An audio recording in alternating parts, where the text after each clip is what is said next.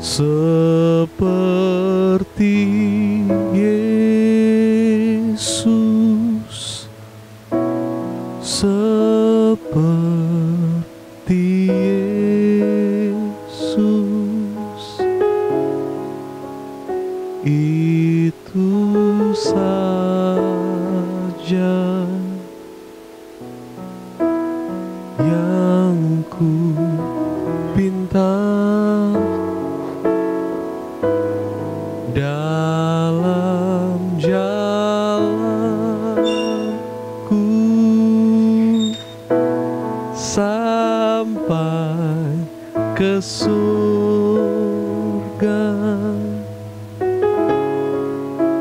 Saya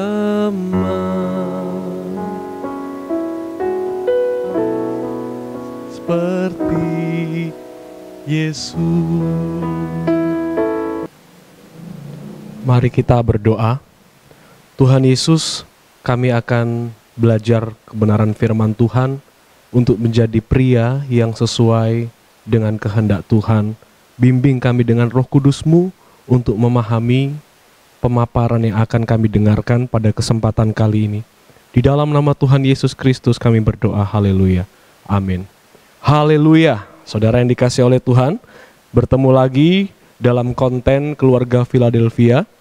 Dalam kanal YouTube ini, untuk konten Sperare khusus pria, akan membahas mengenai materi-materi pemaparan pendalaman Alkitab ya tentang kaum pria. Tetapi sekalipun ada embel-embel pria, Sperare ini yang dilaksanakan setiap hari Senin ini jam 7 malam, ini terbuka untuk umum ya, sifatnya umum. Hanya saja menggunakan identitas seorang pria, tapi firman Tuhan tidak terfragmentasi, tidak terbagi-bagi.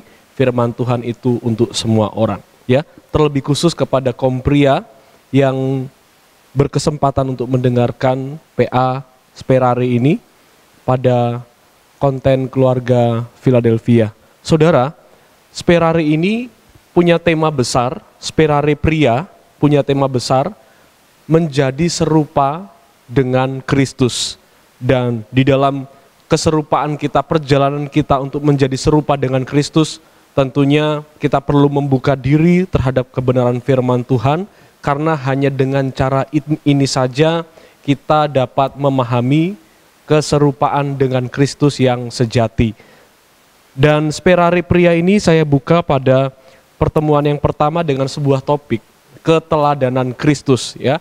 Sperare pria ini memang fokusnya untuk kedepannya adalah bagaimana kita menjadi seorang pria yang menyerupai Kristus.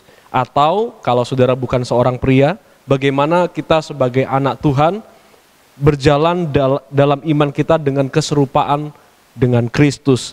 Dan pertemuan pertama ini saya akan mengajak kita membahas tentang keteladanan Kristus. Berbicara soal keteladanan Kristus, ada dua hal yang perlu kita perjelas maknanya, supaya tidak simpang siur yang disebut menjadi serupa dengan Kristus itu yang seperti apa ya. Kristus sang teladan, Kristus sang teladan kita adalah patron kita, model kita, adalah patokan kita untuk memahami bagaimana kehendak Tuhan dalam kehidupan manusia yang sesungguhnya. Karena kita tidak punya teladan, karena semua orang jatuh dalam dosa, itu sebabnya Kristus hadir untuk memberikan teladan bagi kita. Tetapi berbicara soal teladan, ada hal yang perlu kita perjelas. Kristus teladan itu punya dua pengertian. Ya. Kristus teladan pada pengertian yang pertama, dia adalah sang teladan. Dalam pengertian kita ini diserupakan dengan Kristus. Menjadi orang-orang yang berdosa, orang-orang yang berdosa yang menjadi orang yang diserupakan dengan Kristus di dalam kebenarannya. Yang dimaksud pada pengertian yang pertama ini, saudara, Kristus teladan pada pengertian yang pertama ini adalah menyatakan pemulihan Allah bagi manusia yang menerima karya penyelamatannya. Ya. Dan pengertian Kristus teladan yang pertama ini tentu berbeda dengan Kristus teladan yang kedua, dan itu nanti akan saya bahas. Saya mengajak kita untuk membaca beberapa firman Tuhan dalam Alkitab kita yang menjelaskan apa yang dimaksud diserupakan dengan Kristus. Ya, diserupakan dari bahasanya, dari katanya saja adalah bentuk pasif. Artinya kita tidak punya keterlibatan apa-apa, ya. Diserupakan itu artinya karya Allah. Karya Allah hanya karya Tuhan, di luar kuasa kita. Sebagai orang yang percaya kepada Kristus, di luar kuasa kita, kita diserupakan dengan Kristus. Dalam hal apa? Kita menjadi sama seperti Yesus. Kita menjadi serupa dengan gambaran anaknya. Dalam hal apa? Saya mengajak kita untuk membaca kebenaran firman Tuhan ini. Di dalam Roma 8 ayat 29 ya. Semua orang yang dipilihnya dari semula, mereka juga ditentukannya dari semula untuk menjadi serupa dengan gambaran anaknya, supaya ia, anaknya itu, menjadi yang sulung. Berarti dalam hal ini, dalam konteks ini, kita adalah dalam tanda kutip saudara-saudaranya Yesus. Artinya kita satu kandungan dalam tanda kutip ya, di mana dia adalah yang tersulung dan yang percaya kepadanya adalah yang mengikut dia, yang menyerupai dia. Keserupaan kita dengan Kristus pada pengertian yang pertama ini tidak bisa kita pahami bahwa kita melakukan sesuatu supaya menjadi serupa. Karena apa? Saya ingatkan lagi bahwa pengertian yang pertama ini adalah berita yang menyatakan pemulihan Allah bagi kita, bagi manusia yang menerima karya penyelamatannya. Jadi itu semua pengertian yang pertama ini di luar kuasa dan keterlibatan kita. Ayat-ayat berikutnya ya, 1 Korintus. Karena sama seperti semua orang mati dalam persekutuan dengan Adam, demikian pula semua orang akan dihidupkan kembali dalam persekutuan dengan Kristus, tetapi tiap-tiap orang menurut urutannya. Kristus sebagai buah sulung, sesudah itu mereka yang menjadi miliknya itu akan memiliki keserupaan dengan Kristus. Ya, Kristus ini yang pertama, yang awal. Maka setiap orang yang percaya Yesus akan menjadi atau disamakan, diserupakan dengan Kristus. Dalam hal apa? Tentu dalam hal kita akan lihat nanti. Ayat berikutnya, dengan demikian kita telah dikuburkan bersama-sama dengan Yesus, dengan Kristus, dengan dia oleh baptisan dalam kematian, supaya sama seperti Kristus telah dibangkitkan dari antara orang mati oleh kemuliaan Bapa, demikian juga kita akan hidup dalam hidup yang baru. Ya, ayat-ayat ini adalah landasan kita untuk berkata bahwa diserupakan dengan Kristus itu di luar kuasa kita, tanpa keterlibatan kita, tetapi ini adalah karya Allah. Karya Allah, hanya karya Allah, tanpa ada keterlibatan dari kita sebagai orang percaya ya. Murni karya Allah di dalam hidup kita ketika kita percaya kepada Yesus. Ayat berikutnya, yang akan mengubah tubuh kita yang hina ini sehingga serupa dengan tubuhnya yang semula. Kita juga diserupakan dengan tubuhnya yang mulia. Dan diserupakan ini tidak ada keterlibatan kita supaya kita ini punya tubuh yang serupa dengan dia. Ya. Ini adalah di luar kuasa kita sebagai orang percaya. Ayat lain, dan kita semua mencerminkan kemuliaan Tuhan dengan muka yang tidak berselubung, dan karena kemuliaan itu datangnya dari Tuhan yang adalah Roh, maka kita diubah, perhatikan kata, kita diubah menjadi serupa dengan gambarnya. Keteladanan Kristus pada pengertian yang pertama ini adalah berbicara tentang berita bahwa Allah memulihkan manusia melalui iman kepada Kristus. Jadi di dalam Kristus atau melalui Kristus ini kita melihat bagaimana Allah itu memulihkan kita yang berdosa. Sehingga pengertian pertama Kristus teladan ini tidak ada keterlibatan kita ya. 1 Yohanes 3 ayat 2. Akan tetapi kita tahu bahwa apabila Kristus menyatakan dirinya, kita akan menjadi sama seperti dia. Sebab kita akan melihat dia dalam keadaannya yang sebenarnya. Ya, menjadi sama seperti dia dalam ayat ini itu tidak ada keterlibatan kita untuk berusaha menjadi sama seperti Kristus. Jadi ini murni adalah karya Allah bagi kita orang percaya yang percaya kepada Kristus ya.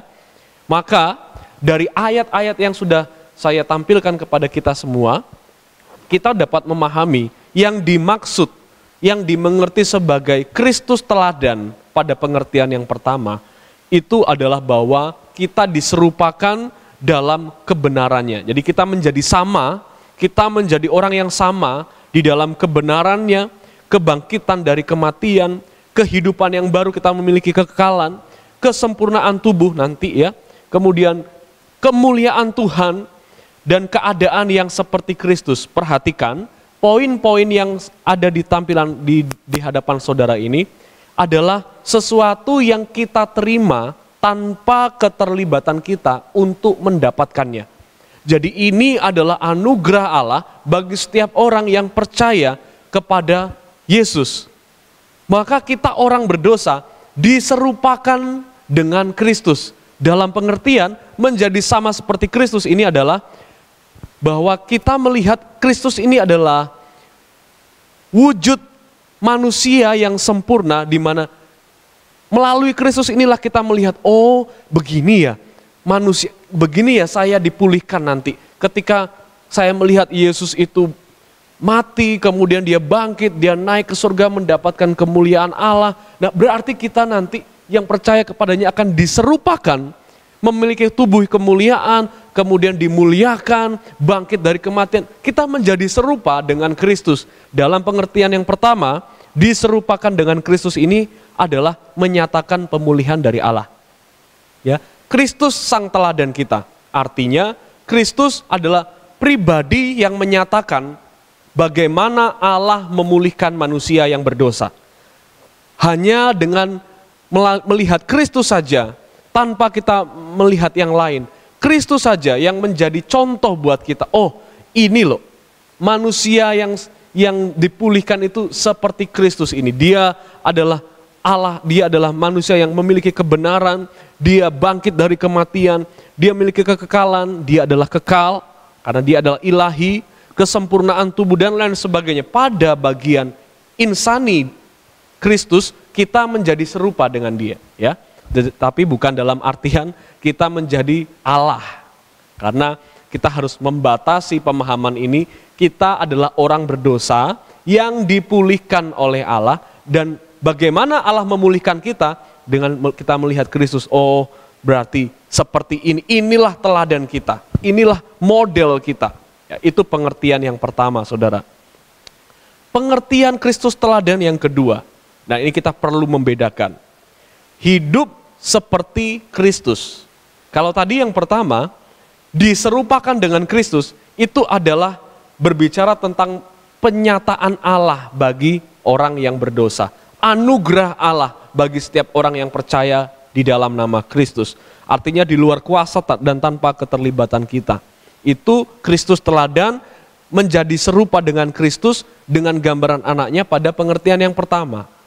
Sekarang kita masuk pada pengertian yang kedua. Kristus teladan di sini kita mengerti sebagai hidup seperti Kristus. Jadi Kristus adalah model manusia sempurna untuk kita ikuti dan untuk kita teladani, ya. Jadi pengertian yang kedua ini adalah dengan kemampuan kita dan juga dengan keterlibatan kita sebagai orang percaya. Jadi ada keterlibatan kita untuk menjadi sama seperti Kristus, ya. Ada hal yang harus kita kerjakan, ada hal yang harus kita lakukan untuk menjadi sama seperti Kristus dalam pengertian yang kedua. Kalau yang pertama tadi apa? Untuk menjadi serupa dengan Kristus itu adalah karya penyelamatan Allah di luar kuasa kita dan keterlibatan kita. Kita sudah baca berbagai macam ayat bahwa ketika kita percaya Yesus, maka kebenaran Kristus itu diperhitungkan kepada kita. Sehingga Allah melihat kita adalah orang yang benar. Lebih tepatnya dibenarkan. Nah, itu menjadi serupa dengan gambaran anaknya. Karena melalui Adam, semua orang telah jatuh dalam dosa, tetapi melalui Kristus, jadi kita menjadi sama seperti Kristus, maka setiap orang yang hidup di dalam Kristus dibenarkan oleh kebenaran Kristus.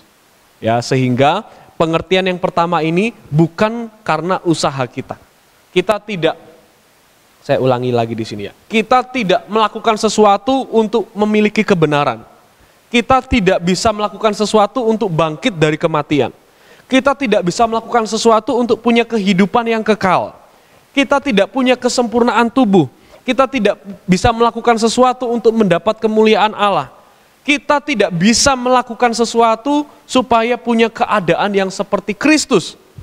Maka pengertian yang pertama ini berbicara tentang apa? Saya ulangi lagi, adalah karya Allah, anugerah Allah bagi setiap orang yang percaya.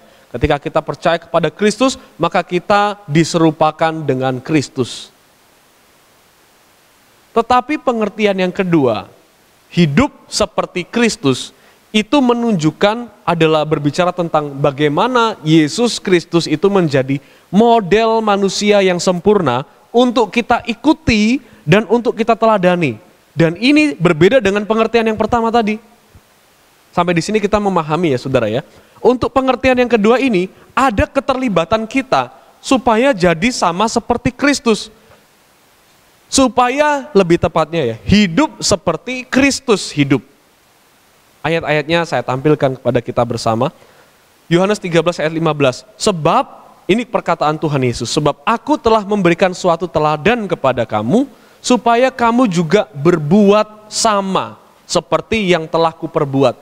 Jadi melalui pernyataan Tuhan Yesus ini, Yesus melakukan sesuatu untuk kita mengikuti, meneladani apa yang sudah Tuhan Yesus lakukan. Dalam hal ini adalah makna yang dia lakukan dan perbuatan-perbuatannya ya. Ayat yang selanjutnya. 1 Petrus 2:21. Sebab untuk itulah kamu dipanggil, karena Kristus pun telah menderita untuk kamu dan telah meninggalkan teladan bagimu, supaya kamu mengikuti jejaknya. Kita dalam pengertian yang kedua, menjadi sama seperti Kristus adalah dengan mengikuti jejaknya. Apa yang dimaksud mengikuti jejaknya? Ayat 22. Ia tidak berbuat dosa. Nah, saya mau bertanya kepada kita bersama. Bisakah kita menjadi sama dengan Yesus dalam hal ia tidak berbuat dosa? Mari coba saudara teliti katanya. Bisakah kita menjadi serupa dengan keterlibatan kita untuk menjadi orang yang tidak berbuat dosa? Jawabannya bisa. Kecuali ayat ini berkata, ia tidak berdosa. Coba saya rekonstruksi dengan menyimpangkan ayat ini. Coba ya saya ulangi. Karena Kristus pun telah menderita untuk kamu dan telah meninggalkan teladan supaya kamu mengikuti jejaknya, ia tidak berdosa. Kalau kalimatnya seperti ini, maka kita tidak akan bisa mengikuti jejak Kristus. Kita sudah terlahir dalam dosa, bahkan kita sampai mati kita adalah orang berdosa. Bagaimana kita bisa menjadi sama seperti Kristus dalam ketidakberdosaannya? Dia adalah manusia tanpa dosa, tidak ada cacat celah di dalam dirinya. Dia tidak dikandung dari dosa. Dia tidak berdosa bukan karena dia memilih untuk tidak berdosa, padahal dia bisa. Tidak seperti itu. Memang dia tidak ada dosa di dalam dirinya. Tetapi kalau di sini dikatakan ia tidak berbuat, maka perbuatan-perbuatan dosa itu ketika dinyatakan dia tidak melakukan perbuatan-perbuatan dosa, maka kita yang berdosa ini bisa mengikuti jejaknya. Kita bisa menjadi manusia, menjadi pengikut Tuhan, menjadi orang percaya yang tidak berbuat dosa. Itu bisa, saudara. Dengan kita menyangkal diri, dengan kita mengikuti firman Tuhan, kita tidak berbuat dosa. Itu bisa. Kalau kita tidak berdosa, nah itu tidak bisa ya. Dibedakan ya antara tidak berbuat dosa dengan tidak berdosa. Itu dua hal yang berbeda. Dan saya akan lebih dalam lagi membahas ini pada konten Spice yang membahas pernyataan Paus ya, Paus Katolik yang ada di Roma. Dia menyatakan sesuatu tentang LGBT. Nah, itu nanti akan saya bahas pada konten Spice berikutnya. Tetapi di sini kalau dikatakan ia tidak berbuat dosa dan kita harus mengikuti jejaknya supaya kita mengikuti jejaknya, itu bisa. Tetapi kalau ia berbuat dosa, ia tidak berdosa, maka kita harus menjadi sama seperti dia. Tentu itu tidak bisa ya. Di dalam bahasa Yunaninya pun tetap bunyinya adalah ia tidak berbuat dosa, bukan ia tidak berdosa. Jadi ini berbicara soal tidak melakukan sesuatu. Tidak melakukan sesuatu yang berdosa, yang jahat di mata Tuhan. Kolose 3:16, hendaklah perkataan Kristus diam dengan segala kekayaannya di antara kamu. Perkataan Kristus diam di antara kita, di tengah-tengah kita. Ayat yang lain, hendaklah kamu dalam hidupmu bersama menaruh pikiran, perasaan yang terdapat juga di dalam Kristus Yesus. Kita dituntun untuk menjadi sepemikiran, seperasaan dengan Kristus Yesus.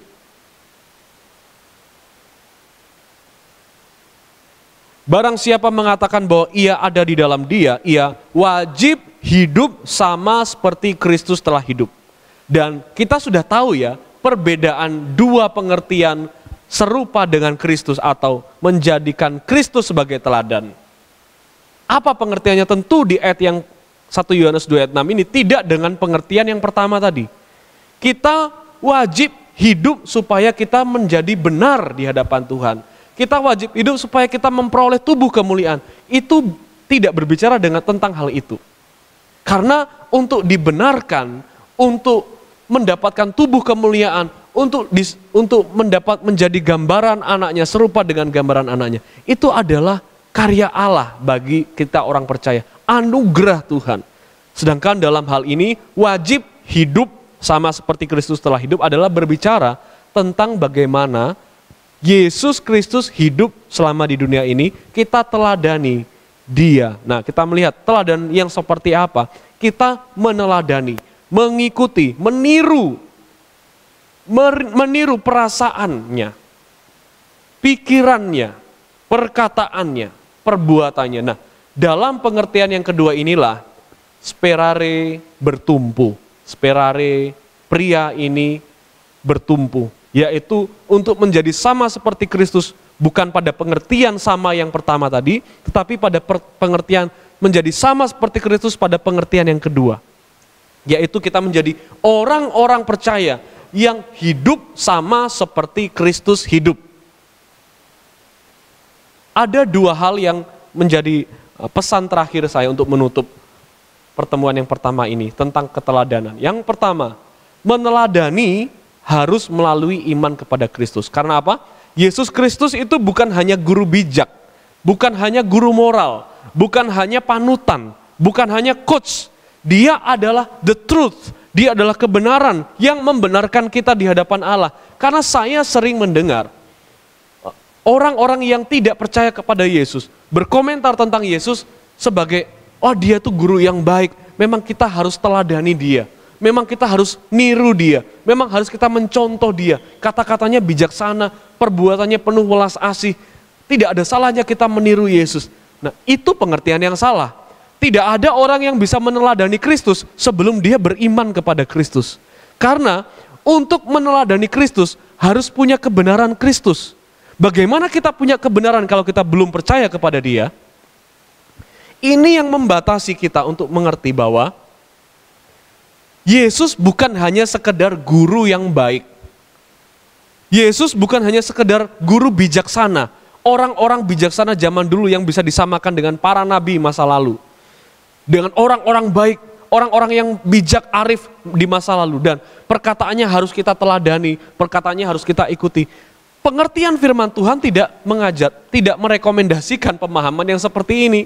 Tidak menyarankan kita untuk berpikir yang seperti ini. Kalau kita mau meneladani Yesus Kristus, terlebih dahulu kita harus beriman kepada Kristus. Bagaimana mungkin kita bisa berbuat baik kalau belum dibenarkan oleh Tuhan? Kalaupun kita bisa berbuat baik tanpa dibenarkan, maka kebaikan-kebaikan kita itu tidak ada apa-apanya di mata Tuhan. Kebaikan tidak membuat orang selamat dari hukuman.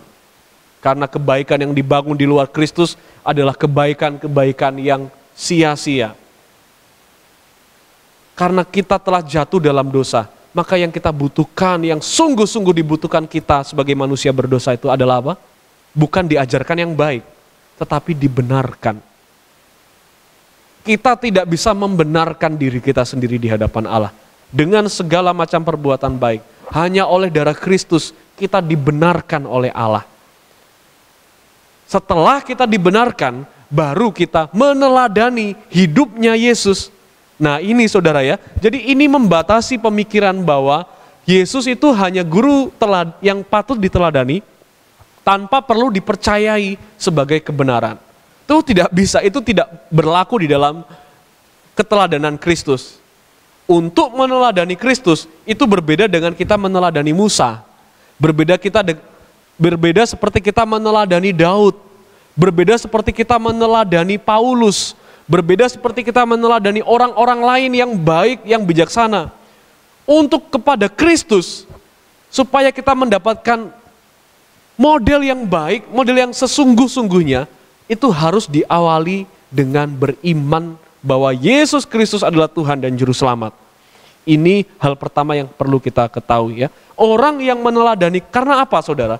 Karena orang yang meneladani Kristus, itu sebenarnya sedang menampakkan Kristus melalui dirinya kepada orang lain. Bukan menampakkan dirinya yang sesungguhnya untuk diteladani. Maksudnya apa? Maksudnya begini saudara ya. Maksudnya ketika seseorang itu meneladani Kristus, dia akan menampilkan kebaikan-kebaikan, ya karena dia meneladani Kristus ya. Tetapi kebaikan yang ditampilkan itu bukan kebaikan dirinya. Kebaikan yang ditampilkan, yang ditampakkan di mata orang lain, perbuatan, perkataan, pikiran, perasaan, semuanya itu adalah kebaikan Kristus. Jadi yang nampak dalam perbuatan kita, laku kita, tutur kata kita, pikiran kita adalah Kristus.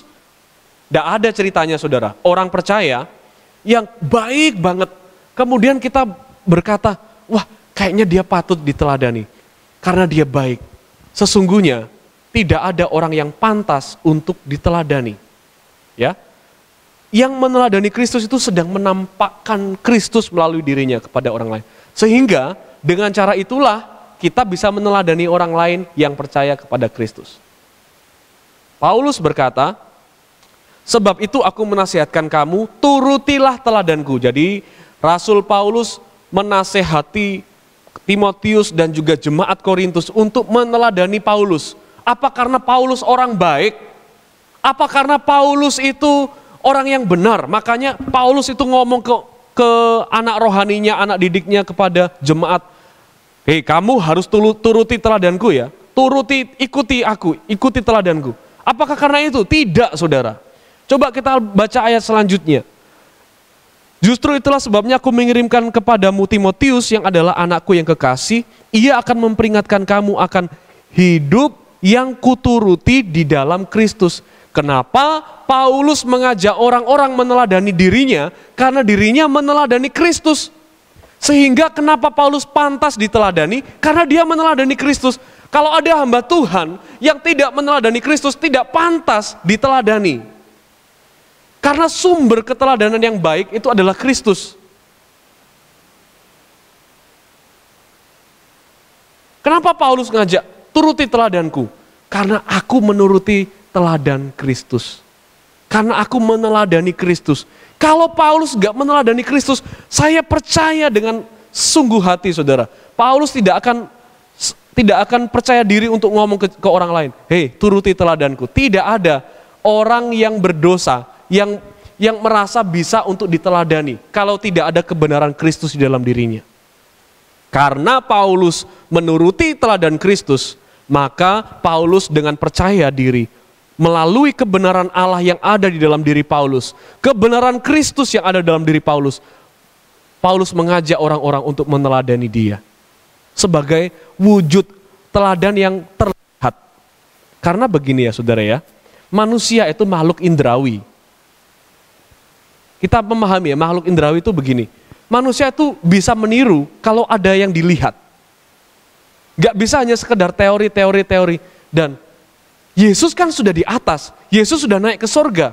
Bagaimana mungkin kita bisa meneladani Kristus kalau tidak ada yang kita bisa lihat? Apakah hanya dengan membaca firman Tuhan kita bisa meniru? Saya percaya tidak akan bisa dengan baik kita meniru, meneladani Kristus tanpa ada contoh yang bisa kita lihat dengan mata. Maka siapa yang bisa kita lihat dengan mata adalah para hamba Tuhan, para orang percaya yang meneladani Kristus. Dan itu dari dulu Rasul Paulus, dari turun-temurun mereka melihat begini saudara ya, itu riwayat yang turun-temurun. dari Rasul Kristus yang hidup semasa dengan Yesus, mereka meneladani Kristus. Kemudian mereka punya murid, muridnya melihat Rasul yang sudah melihat Yesus. Murid-muridnya lagi sudah melihat murid-muridnya yang lain untuk melihat Yesus. Begitu terus sampai hari ini. Jadi tetap nanti akarnya ujungnya pada Kristus. Semua kebaikan orang Kristen itu berakarnya, kalau kita telusuri itu pasti ujungnya pada pribadi Kristus. Dia yang memberi contoh kepada 12 murid, 12 murid memberi contoh kepada murid-muridnya 12 murid itu, murid-muridnya itu memberi contoh kepada murid-muridnya yang lain, kepada bapak gereja itu memberi contoh kepada jemaat mula-mula itu menjadi contoh kepada jemaat yang kemudian, terus menerus sampai sekarang. Tidak ada manusia yang patut untuk menjadi teladan. Ya. Dan kita perlu sesuatu untuk kita lihat supaya kita teladani. Dan itu adalah orang-orang percaya yang sejak zaman dulu kala meneladani Kristus, yang kita bisa lihat laku hidupnya sampai hari ini. Kita lihat poin yang kedua. Menerima itu berbeda dengan meneladani, ya. Tidak semua orang yang mengaku menerima Kristus juga adalah orang yang menjadikan Kristus teladan. Itu dua hal yang berbeda. Percaya, beriman kepada Kristus, mengaku percaya kepada Yesus bahwa dia adalah Tuhan dan Juru Selamat, itu berbeda dengan menjadikan Yesus sebagai teladan yang perlu untuk diikuti. Itu adalah usaha yang lain. Itu sebabnya, saudara, sebagai orang percaya, sebagai pengikut Tuhan, kita, apalagi kaum pria, kita jangan hanya menerima Kristus, tetapi meneladani dia, laku hidupnya yang kita bisa lihat di Alkitab dan juga melalui para hamba Tuhan yang masih meneladani Kristus, yang hidupnya sesuai dengan kehidupan Kristus. Ya. Itu sebabnya pemuritan kaum pria dengan tema besar menjadi sama seperti Kristus itu nanti akan dibagi ke dalam 4 topik besar. Menjadi sama seperti Yesus, seperti apa? Seperti hatinya, itu bagian pertama. Ya, bagian kedua seperti pikirannya, kita akan mempelajari ini tahap demi tahap. Bagian ketiga seperti perkataannya, dan bagian keempat seperti perbuatannya. Dan 4 bagian ini, saya ulang lagi, adalah pengertian yang kedua dari menjadi sama seperti Yesus. Bukan menjadi sama dalam artian kita harus melakukan sesuatu supaya punya kebenaran yang sama dengan Kristus. Itu sesuatu yang salah. Bukan menjadi sama dengan keilahian Yesus. Itu sesuatu yang salah. Bukan menjadi sama seperti kemuliaan Yesus. Itu salah. Semua itu adalah pengertian yang pertama yang saya jelaskan di awal tadi. Tetapi yang saya maksud pada sperare pria ini, menjadi sama seperti Yesus, itu pada pengertian yang kedua. Barang siapa mengatakan bahwa ia ada di dalam dia, ia wajib hidup sama seperti Kristus hidup. Ya, itu yang bisa saya bagikan kepada kita bersama. Dan biarlah ini menjadi perenungan kita. Sekarang kita sudah memahami, menyerupai Kristus, menjadi serupa dengan Kristus, itu pada pengertian yang bagaimana dulu.